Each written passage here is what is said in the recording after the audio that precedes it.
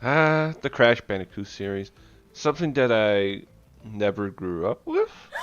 Yeah. Besides having a vague memories playing Crash 3 and CTR on the PlayStation 1, and a lot of Crash Tag Team Racing on the GameCube, Crash Bandicoot was a series that I don't pay too much attention to. I might know who the character is, but I just never gotten the chance to play most of his games. That is, when one day, I decided to play Crash Bandicoot Insane Trilogy on Steam, as I was going through my backlog of games at the time. But after I casually finished through all three of the games and attempted to 100% each one of them, it started to click for me. From their tight controls, great level design, and some challenging gameplay, it has become one of my favorite games I played in recent memory, and I became a fan of the series ever since. From that point on, I explored other Crash Bandicoot games that I completely missed on, like CTR, which had become one of my favorite racing games, The Wrath of Cortex, Crash Nitro Kart, Twinsanity, and more. However, one thing I was eagerly anticipating for since was Crash 4 to be released on Steam. When it finally did drop, I made sure to not only play through the whole game, but I also went ahead and 106% the game, as daunting as that was. Thankfully, all that was done around 60 hours. One of my favorite aspects of 100% in Crash 4, and throughout the whole series, mind you, are the time relics. These are collectibles you attain by completing the levels on certain time frames. While in this mode, these time crates appear throughout the level, which temporarily stop the active timer when you break them. Think of this as playing any time trial mode in any racing game where you try to beat your fastest time. And in my opinion, this is my favorite feature in all the Crash games. From their exhilarating gameplay of getting the fastest time, their pick up and go nature, and the complete test of your skills makes this my preferred way to play through these games, especially when going for those sweet platinum relics. And out of all the games that has a time trial mode, I find Crash 4 to be the best in my opinion for having some of the best movements out of all the games, with triple spins, slide spins, crazy jumps and techs, and many more. However, what also intrigued me about Crash 4's time trials is the series' first implementation of the Purple Relics. These relics go beyond platinum and are basically developer time, and these really put your skills to the ultimate test.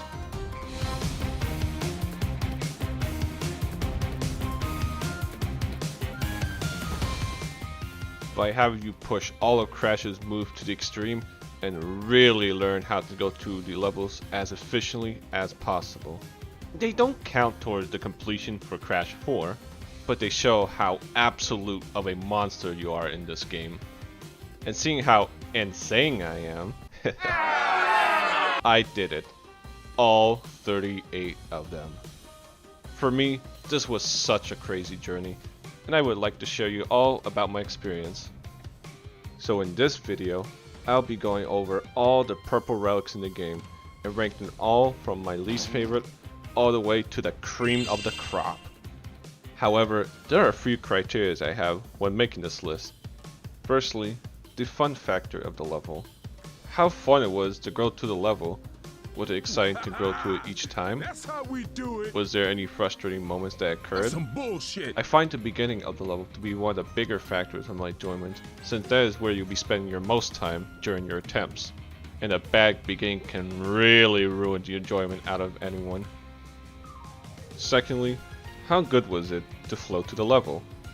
What I mean by that is, how much can you run to the level without being interrupted, while also being at a consistent pace? Was there any slowdowns or boring moments? Are there some waiting involved?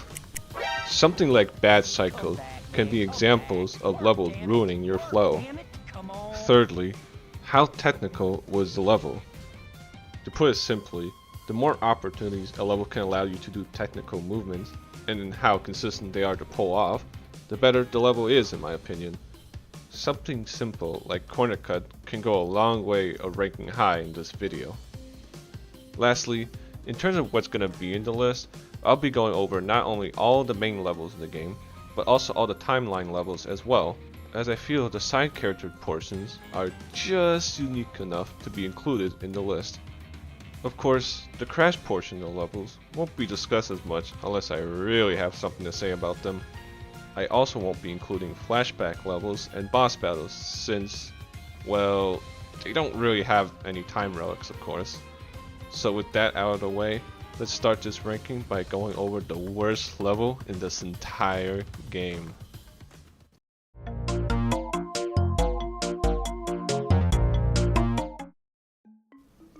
Rock blocked this damn level.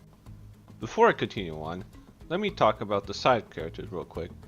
In general, I find it to be fine, but they're nowhere near as good as Crash or Coco's section due to their limited movement they offer. I also find that all three of them suffer from weird little quirks that somewhat impede my enjoyment with them. From Tana's grapples being hard to aim manually, to Dingodale's general slow movement and inconsistent TNT firing with his vacuum gun, and Cortex lacks a reticle from his ray gun, making things awkward to aim with. Now that I think about it, all the characters are lacking an aiming reticle. That seems to be the core issue with them. Anyways, in the case of this level, this has to be one of the worst levels Dingodale has to offer. But before I go into the negatives, let me point out some of the positives that this level has, shall we? I like the reward towards the end of Dingodale section, where having the Aku Aku mask can let you phase to those TNTs and save some time, and not having to go around them. That's cool. And the baby dinosaurs staring at you throughout the levels are cute. Yeah, that's all I have. This level fucking sucks. Firstly, Dingodale's section feels incredibly long and tedious to run through.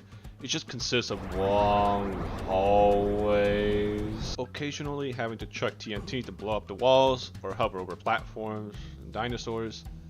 When it comes to the technical aspect, there's almost nothing in there, except for some box jumping towards the end. You can't even do simple shortcuts like cutting to corners because they either have invisible walls or just straight up break the camera. Like, what the hell is this? These gas bubbles towards the second half of Dingodale's section is also really annoying. You'll never see consistent results with these cycles, so you either have to wait for them or have to take damage in order to go through. Which doesn't sound too bad. I mean, that's the purpose of those masks, right? But you'll need to keep them to not only get past that little shortcut I mentioned before, but to also get past those TNTs and nitros before it. Maybe that's not important in the grand scheme of things, but still, in terms of the Crash portion of the level, it's similar to the original, but coming right after the Dingodale section can be excruciating at times, because I would be spending a lot of time on Dingodale's section, repeatedly dying over and over again, and when I would finally get out of this hellhole, it wouldn't take long before I instantly die from a simple mistake, and I have to do it all over again. Yeah! Fuck this level. This has to be the worst stage Crash 4 has to offer, both in terms of doing the time relics and going through the level casually. Let's just move on before I torture myself even more. This episode is when the Dingodale torture porn started to become a regular staple in Crash Bandicoot series.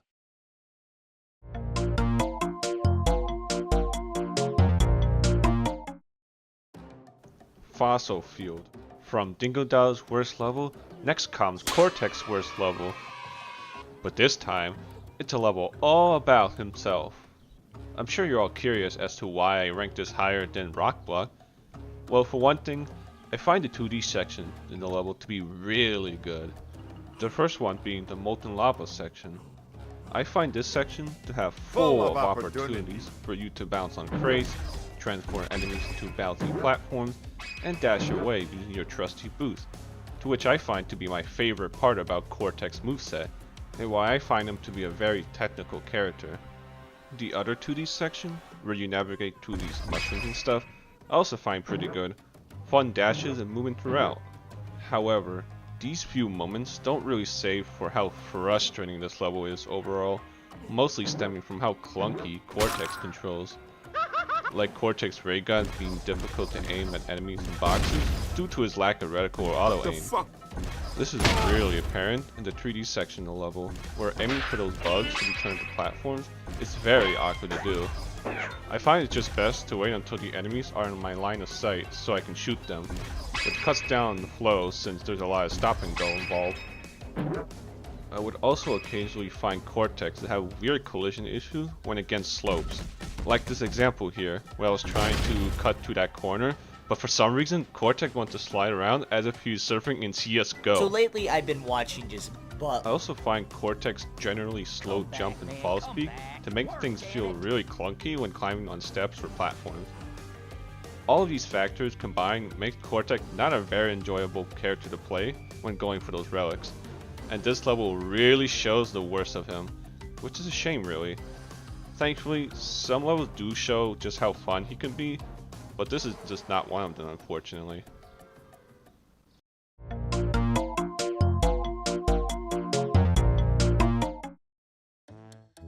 Rush Hour. This level is unique in that both sections involve side characters, Dingodile and Tana. But man, the biggest problem I have with this level is how long and drawn out it feels to play. Especially when both Dingodile and Tana have parts which adds on to this feeling of dread. For Dingodile, his slow movement and his gameplay of running through hallways and hovering from platform to platform, there's just nothing interesting going on with them. Hell, I find the very moment you start the level to be problematic, with this robot getting in your way of you chucking that TNT you took from it. Like, bro, move out of the way! Besides that, however, there are admittedly some neat texts and movement you can do in this section, like trying to hop on these moving vehicles that are coming towards you to increase your speed. While it is simple, I find it's fun to do. There might be some other moment which activates my neurons a little bit. It still doesn't say for how slow and a drag Dingodile's portion is. Which reminds me, the second half of the level involves Tana. For the most part, her on foot sections are pretty good, with some generally great movements throughout, from hopping onto later pads to skip some time while jumping, to just how good she feels to play. But what also bogs her section down as well are two things. First off, these long grind rail sections.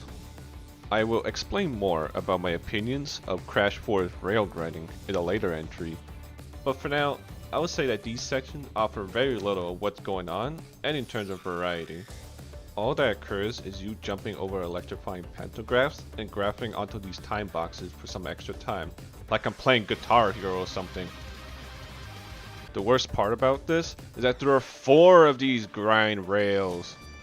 Also, I hope you remember to jump before you grapple in this part, otherwise you'll have a bad time. I know how I feel.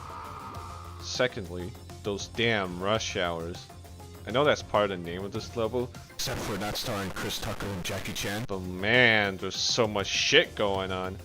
It is sometimes hard to comprehend what your next move is gonna be, especially if you're doing time trials where you don't have much time to think. While the first rush hour isn't so bad, it's the second one which grinds my gears. You know what really grinds my gears? Crash Bandicoot 4, it's about time's rush hour level. This second rush hour is even more chaotic and appeared toward the end of the level, which wouldn't be so bad if it didn't took 5 minutes to get there. Yes, 5 minutes. And seeing that this rush hour part is toward the end, you are most likely to fuck something up, and one wrong move would send you straight back to the beginning with Dingodile again? Where did I heard that before? While this level might be better because you're not fighting with Cortex controls, it is still terrible anyway to get the Purple Relics because of its boring and sometimes frustrating level design.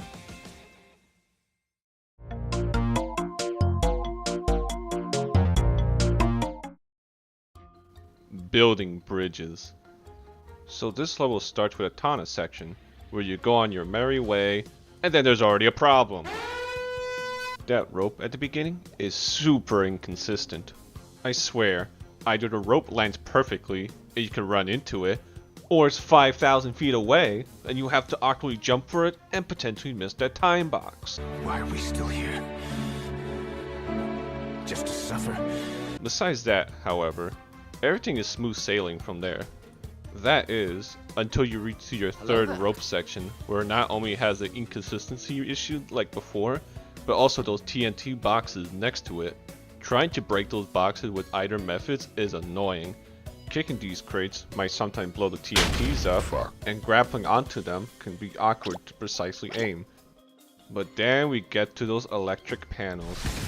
My god, if you think the inconsistent rope swings were bad, then these are much worse. All of these panels revolve you having to be at a certain cycle, and getting a bad one can lead you to so much waiting to be had, trying to be in sync with the cycle. Either that, or you try to brute force your way through these electric panels and pray you don't die. But after going through that inconsistent mess, you're then plopped into Crash's portion of the level, and Crash's is a short run before going a ride with Polar. Hi. I mean, it's fine and all, but it's really nothing to write home about, and not worth the hassle to go through a Tana's section. Overall, the big issue lies in Tana's section and how inconsistent the cycles are on every single run. It is not a great level to run through for that Purple Relic. At least it feels short?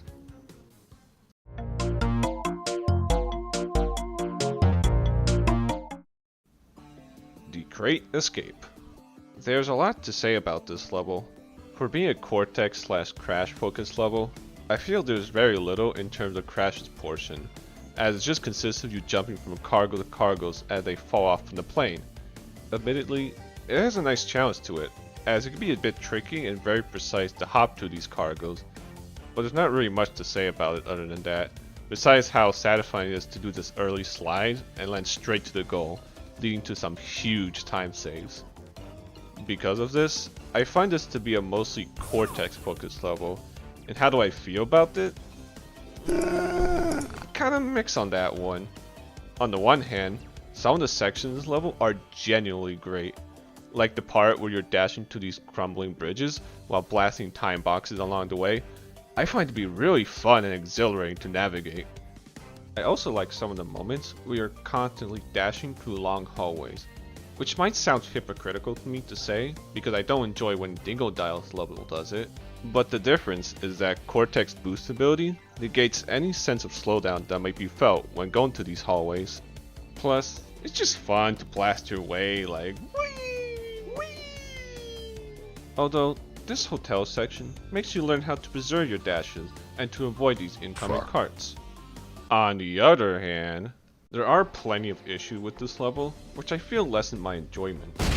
Some of the issues I have are pretty minor, like this crusher right here, causing you to stop momentarily because you have a bad cycle, or Cortex projectiles being too big to where it can sometimes disappear from thin air. Thankfully, developers are kind enough to leave this perfectly convenient TNT crate to blow yourself up.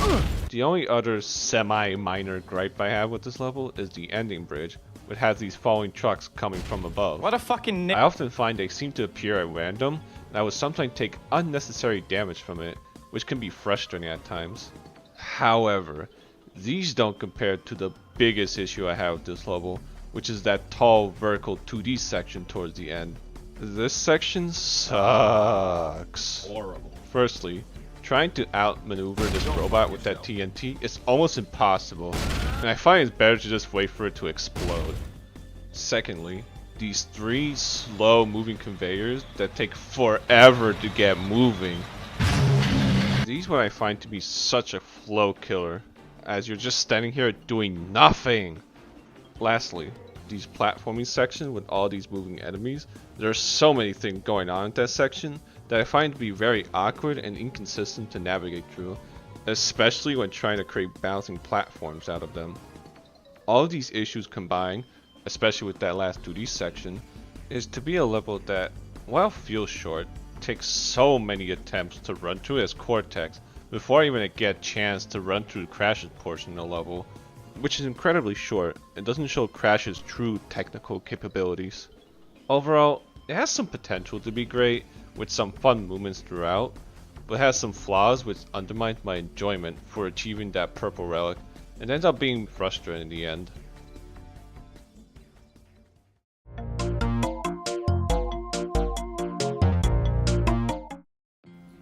run it by you. We have finally made it to our first Crash focused level, which unfortunately means that this is the worst one in the list. Yay! The reason why is because, while it has some good moments here and there, it is overall a very uninteresting level to run through. But first, some positives. The main highlight for this level is the vehicle section. The vehicle section involving the jet board, which I find to be really fun to control, especially when you can increase your speed by boosting. The excitement of the jet board can be first found right at the beginning, where you navigate through these water-filled alleyways, dodging whirlpools and naval mines. I find this to be very thrilling, and very consistent if you know what you're doing. Like right here, if you decide to not go for that time box at the bottom, you'll be able to catch up with the cycle coming ahead, and save a lot of time from waiting you'll have if you decide to get it instead. The jet board section at the end is also fun, where you go through the water stream at blistering speed as you blast your way through these time crates. And I mean, it is a lot more fun than having to slow down to a crawl as you try to collect all these boxes in a normal run. However, notice that all my praises only covers some of the jet board sections. As per everything else, I find it not to be that interesting in my opinion. The on foot section right after the first jet board, it's alright, but there's nothing much you can really do to improve your times there, because you will always be catching up with the rope that's coming up, which is thankfully very consistent. I also find the second jet board section to be a tad dull, due to the water stream rushing towards you, slowing you down. And then there's the boat section. You cannot tell me and say that this part is remotely interesting at all. All you're doing is sitting in this auto-scroller waiting for that damn boat to move. No amount of breaking time boxes away from that boat can make this section go any faster. Well, it might be important to do that at the beginning to break those TNT boxes that will block the boat. Going ahead afterwards doesn't really matter at all. You'll be waiting for the boat to come back anyways due to that wall blocking your progress. All is this to say, you'll be finishing that boat ride at roughly the same time, whether you stay on that boat or not. Overall, while this level has some highlights involving with the jetboard section, everything else about it is just not that interesting. Which is something I'll take any day compared to the previous levels on this list, which are just straight up frustrating.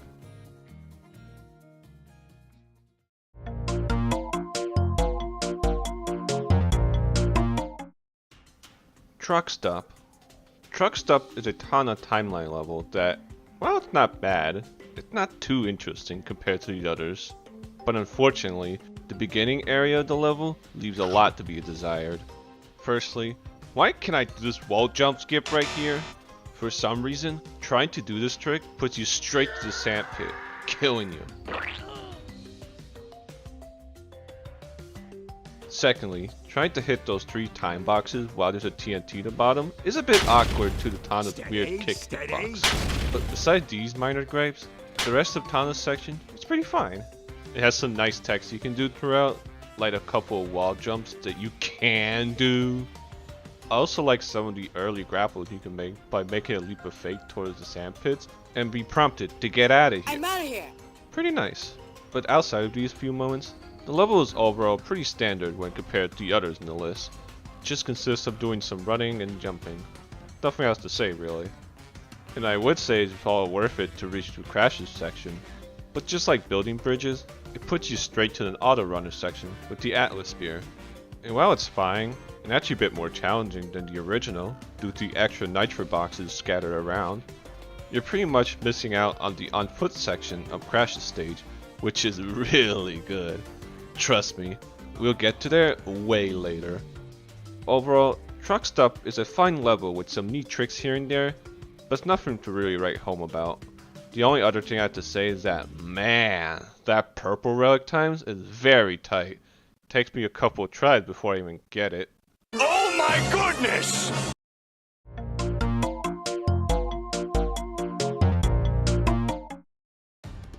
Hook, line, sinkers. Arrgh. Sorry, this is a pure Tana focused level. What do I think about this one? I find it's alright too. Compared to Truck Stop, This is a purely on-foot Tana level that has some great, consistent flow to it. You are always on the move, whether you are running, jumping, kicking, or grappling, with some occasional ground pounds and waiting on platform lifts, which are little pace breakers, but it's pretty minor. This is also your first introduction to wall jumping, which is good enough as it is, but the fact that you can actually skip them almost entirely by jumping onto later wall pads makes them even more fun. And thankfully, there are plenty of opportunities to do this technique, like the few that are found at the beginning, and especially the one toward the end, which is so good that entirely breaks the AI of the enemies that are coming right after, which I find to be funny. There's also this trick you can make which skips this moving platform entirely, where previously you'll have to normally wait for. But outside of these skips and precise movements, there's nothing much to say about this level. I'll even go as far and say it feels very linear, and there's not a whole lot of major tricks or skips that can be done to further improve your time, unlike say Crash or Coco's level. So it's only a matter of being proficient with your movements in this level. So in short, while this level doesn't have any issues when attempting to get the Purple Relic, it also doesn't have anything that it really excels at, making this one of the levels of all time.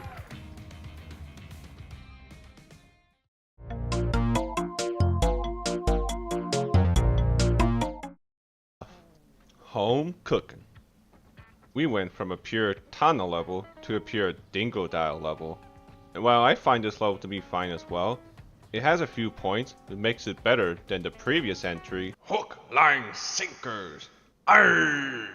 Please don't replay that. Firstly, it doesn't feel as linear as Hook, Line, Sinkers, as there's actual depth to its level design, with many parkour-esque movements that Dingodile can benefit from, like trying to jump onto and off of these poles to get huge air times, and doing box jumping to either get into better positioning or to do corner cuts. All of this combined makes navigating pretty interesting. However, outside of these neat movements and shortcuts, you're still left with a pretty standard level. Because of Dingodile's limited movement, the level design still consists of you running through hallways, occasionally whacking some enemies or boxes, and doing some standard jumps. There are also some invisible walls in this level, which I find is unnecessary and limits your freedom to do even more shortcuts. Like this one right here. There's a great opening to hover over this gap, but I can't do that because of that invisible wall that's put in place.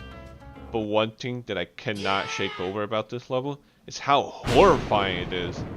Yes, you hear me right. There are some serious creepy shit going on. Like, I would sometimes see enemies that were once there, now gone. All that's left is figments carrying around these TNTs like it's floating or shit. This shows that the remnant which was once there will now turn to ghosts, spying showing stuff. Jokes aside, home cooking is pretty good. It's a simple level that allows for some great shortcuts and parkour movements, which all can be utilized to shave off some extra time. It's actually one of the easier levels to get a Purple Relic on due to Dingodile's simple controls and level design, and some people manage to get a purple on their first try. I can't contest to that, however. So yeah, a fun, simple level.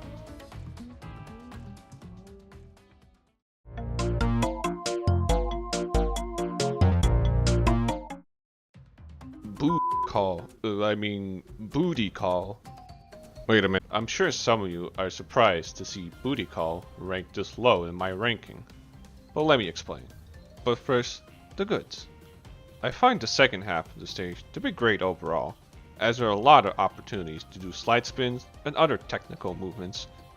I also like the situation that goes on toward the end, where there are loads of moving platforms, which, again, is hypocritical for me to say because I hate it when Crate Escape does it.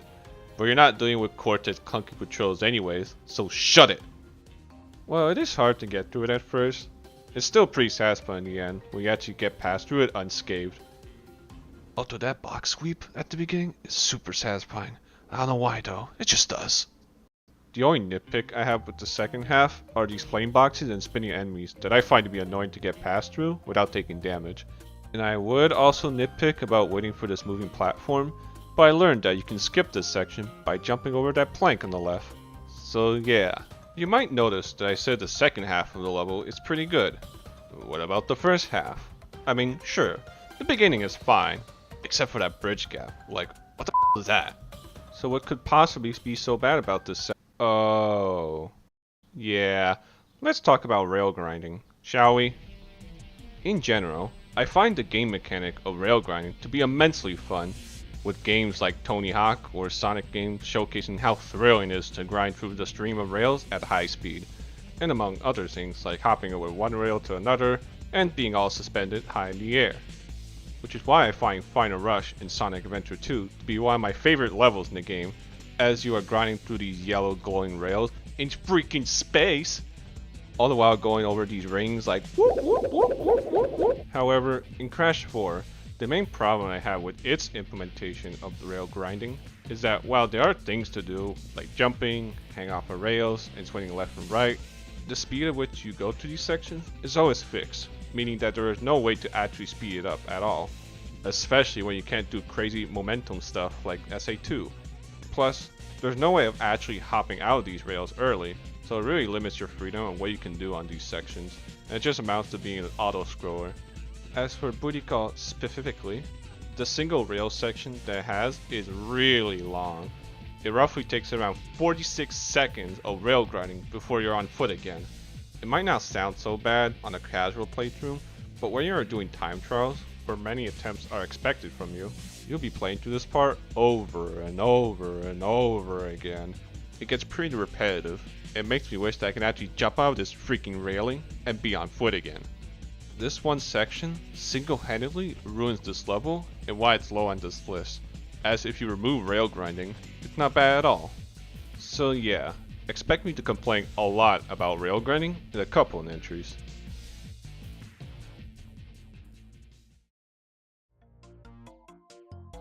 So this is where I will show you what those entries are, but I think I'll stop here for now. I didn't realize how long it would actually take for me to finish this video, so I decided to split into multiple parts instead.